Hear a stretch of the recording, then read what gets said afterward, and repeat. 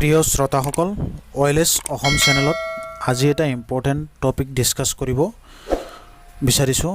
আজি বসুন্ধৰা 3.0ত কাম কাজ কৰিবৰ কাৰণে কি কি নথিপত্ৰ আগতীয়াকৈ ৰেডি কৰি ৰাখিব লাগে এই বিষয়ে আলোচনা কৰিম।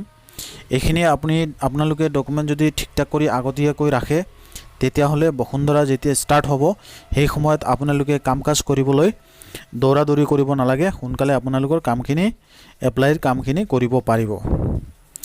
এতিয়া কথা হ'ল 1 নম্বৰতে মই আলোচনা কৰিব বিচাৰিছোঁ, কোনোবাই যদি তেওঁৰ দেউতাকৰ মাটি নিজৰ নামত নামজাৰি কৰিব বিচাৰিছে, তেনে ক্ষেত্ৰত তেওঁৰ যদি দেউতা মৃত থাকে, মৃত মানুহজনৰ নামৰ ডেথ চাৰ্টিফিকেটখন উলিয়াব লাগিব আৰু তেওঁৰ ফেমিলিৰ ভাই ভণ্টি আৰু তেওঁৰ মাক লৈ পেলাই যিবিলাক মানুহ জীয়াই আছে তেওঁলোকৰ সকলোৰ নামতে এখন এনেকুৱা চাৰ্টিফিকেট উলিয়াই ৰাখিব, সেইটো ৰাখিলে আপোনালোকৰ হেল্প হ'ব।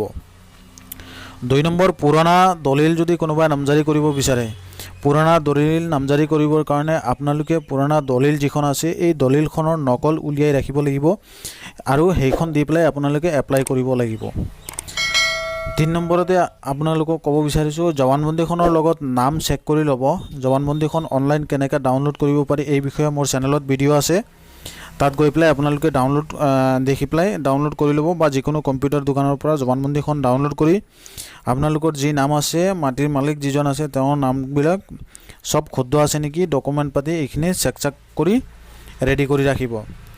4 নম্বৰে আলোচনা কৰিব বিচাৰিছোঁ, কিছুমান মানুহৰ কাষ্ট আছে, তো কাষ্ট থকা মানুহৰ যিবিলাকৰ কাষ্ট চাৰ্টিফিকেট বনোৱা নাই তেওঁলোকে কাষ্ট চাৰ্টিফিকেটখন বনাই ল'ব আৰু যাৰ কাষ্ট চাৰ্টিফিকেটখন পুৰণা বনোৱা আছে সেইখন অনলাইন মাধ্যমতে এপ্লাই কৰি ল'ব, এইখন অনলাইন কৰি ল'ব, নহ'লে এইখিনি আপোনালোকে কাষ্টটো চিলেক্ট কৰাত অসুবিধা হ'ব আৰু বসুন্ধৰা 2ত সেইটো কাষ্ট চাৰ্টিফিকেটখন লগত দিব লাগিছিল।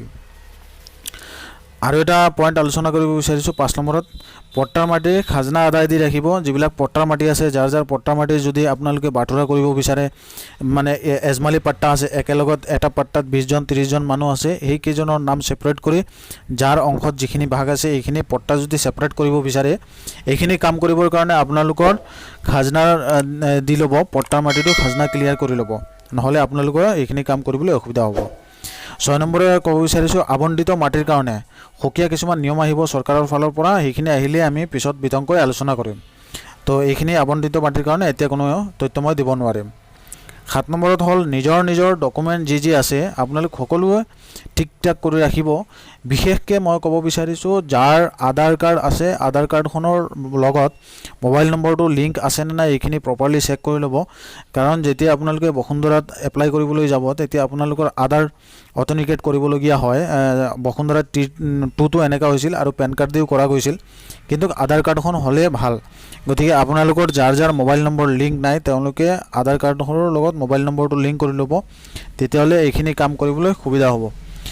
তো এইখিনি সুকীয়াভাৱে আপোনালোকে যিখিনি কাম আছে আগতীয়াকৈ ৰেডি কৰি ৰাখিব বসুন্ধৰা 3.0ত কাম কৰিবৰ কাৰণে, আৰু আশা কৰোঁ 3.0 যেতিয়া ষ্টাৰ্ট হ'ব সেইখিনি কাম কৰিবলৈ আপোনালোকে আগতীয়া এই ডকুমেণ্ট পাতিখিনি ঠিক কৰি ৰাখিলে হেল্প হ'ব। তো আজিৰ এই ইনফৰমেশ্যনটো আপোনালোকৰ কেনেকৈ লাগিছে আমাক জনাব, আৰু বসুন্ধৰাৰ ৰিলেটেড কণ্টিনিউ চিৰিজ চাবৰ কাৰণে, কণ্টিনিউ ভিডিঅ' পাবৰ কাৰণে আমাৰ চেনেলটো ছাবস্ক্ৰাইব কৰি ৰাখিব, আৰু কণ্টিনিউ আমি চেষ্টা কৰিম যিমান পাৰোঁ বসুন্ধৰাৰ ওপৰত যি আপডেট আহে সকলো সৰু পইণ্ট ডিছকাছ কৰিবলৈ চেষ্টা কৰিম। গতিকে আমাৰ লগত সংযুক্ত থাকিব, আমি ৰিকুৱেষ্ট কৰিলোঁ আপোনালোকক আমাৰ চেনেলৰ লগত সংযুক্ত থাকিলে নিশ্চয় এইটো ৰিলেটেড ইনফৰমেশ্যন পাব। ধন্যবাদ, আজিৰ ভিডিঅ'টো ইমানতে।